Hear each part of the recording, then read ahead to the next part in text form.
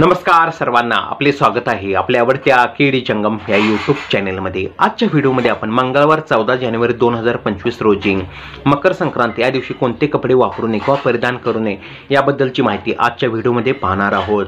मकर संक्रांत हा सण सर्वत्र मोठ्या प्रमाणात आनंदात उत्साहात प्रत्येक वर्षी साजरा केला जातो। प्रत्येक वर्षी मकर संक्रांतीच्या दिवशी संक्रांतीने जे वस्त्र परिधान केलेले असते ते वस्त्र संक्रांतीच्या दिवशी वापरणे किंवा परिधान करणे हे अशुभ मानले जाते। त्यामुळे या वर्षी म्हणजे 2025 रोजी जी संक्रांत आहे, म्हणजे या वर्षीची संक्रांत ही या वर्षी संक्रांतीने पिवळे वस्त्र परिधान केलेले आहे।